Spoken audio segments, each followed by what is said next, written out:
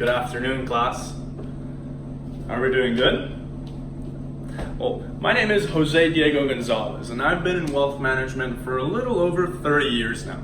And it's thanks to this 30-year experience that I can personally attest to my clientele's lack of financial literacy. In fact, it is with this illiteracy that I'm able to own my own company and the reason I have to manage other people's wealth. And it's this knowledge that I have, this financial literacy, that gives me leverage over the individuals who step into my office day in and day out. Now, realistically, my clients are no different than yourselves. They're people who are trying to manage their money and their wealth to the best of their abilities while keeping their best interests in mind, seeking nothing other than financial freedom for both themselves and their loved ones. Now, the best part about financial literacy, is that although it is a bit of a technical subject, realistically it's not as mathematically intensive as one might imagine, which I fear is sometimes the reason we all might turn away from this sort of concept. However, scarier than math, I think it's scary to see the shortcomings of our education and the catastrophic impact that it can have on people's lives. A study by FINRA demonstrated that nearly 2/3 of Americans could not pass a basic financial literacy test. And this only proves the lack of this understanding and serves to quantify this ignorance. There's really no better word for it, it's just plain ignorance.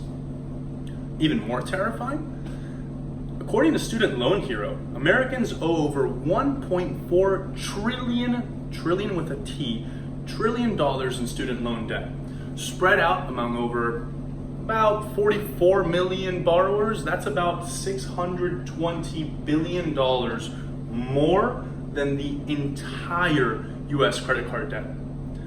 To appeal to my audience specifically, the average class of 2016 graduate has about $37,000 in student loan debt, up 6% from 2015. Now, the solution, albeit not an easy one, but there are some possible alternatives that we can individually implement that will help us reach financial literacy. Considering that this is ultimately a subject within itself, there is no ceiling or clear cut and paste goal that we can reach that deems us financially literate. But having a good understanding of taxes, of savings, bills, of retirement planning, budgeting, paying for school, and investing is definitely a good place to start. Now, in an ideal world, I'd be proposing something else. I'd be proposing that school systems, which currently only focus on academic and professional education, adopt a set of financial literacy courses that students are required to take. This would vastly improve Americans' financial literacy, and it would help us benchmark these statistics. However, since this is not the case, and it is in fact up to us, it's important that we consider the value of this great asset. Now, I am absolutely 100% certain that all of you have goals and dreams in life that you long to reach, but are sometimes inadvertently hindered by financial competency. You find yourselves stuck in an endless cycle known as the rat race, which is basically the endless cycle of you working for someone else, paying your bills, and trying to live on whatever's left over. Now, did you know that there are 3 different types of income? Earned, portfolio, and passive. Now, these are based on the source of that income, be it through labor, through investments, or through assets. Now, did you know that earned income, which is the majority of the income we all subscribe to, considering the majority of us are and will be employees, did you know that earned income is taxed the highest? That's right. You can make more money than you could have ever imagined just cashing in checks, rent checks on the first of the month while sitting on your couch. And you'd still be taxed less than the person working 2 jobs, 70 hours a week. All because of the tax laws in this country, which at the minimum could be broken down to you by an accountant, but that's not what we want here. We don't want our accountants. We want ourselves to be financially literate. So I recommend you just take a look at these laws. They're very clearly stated in the Tax Law Reform Bill of 2018. Another more proactive source of income is investing. Now, investing is all about putting your money to work for you, rather than you working for money. Now, according to the Federal Reserve, barely 1/3 of families in the bottom 50% of earners own stock. On the other hand, nearly 94% of the top income groups own stocks in 2016.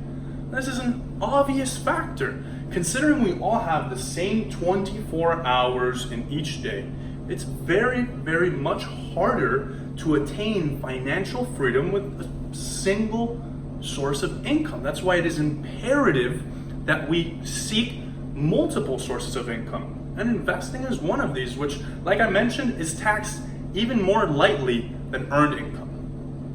Now, I would like everyone just close your eyes and think for a second about their goals in life. Your dream house, your dream lifestyle, the freedoms you want in life.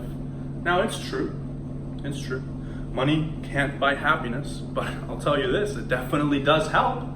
Especially since we live in a society that's completely monetized, and it really does in fact require money of us at pretty much every single turn. Now, these goals can be attainable with the help of financial knowledge. Not to suggest that simply by knowing you're gonna make a boatload of money and buy your dream house, but by understanding tax laws, incorporations, salaries, budgeting, investing, you can definitely afford the lifestyle you want by putting this knowledge into practice. Now, to show you just how drastic literacy versus illiteracy can truly be, allow me to show you an example. In today's financially illiterate society, most people, if given the option, would choose to put all of their money in a savings account rather than stocks. And unfortunately, the compounding interest of today's savings account is not what it used to be before. It's currently under just 1%. That means that every year, the bank or financial institution where you're holding your money is only contributing a little under 1%. Now, if you begin with a small investment of $5,000 and invested this into equities, considering the historic average increase of about 8 to 9%, then in 5 years, you'd have a little over $7,000. Follow this for 25 years and you'd now have a little over $50,000. Now, if you began with that same $5,000 and contributed $100 a month, then in 30 years, you'd have over $186,000. If you contributed $200 per month, that total will now be over $393,000. $393,000. Now, this is starting to sound more like a dream house in your 50s, isn't it? I hope that after presenting these examples and how they can directly impact your lives, that you'll value the importance of being well-versed in money.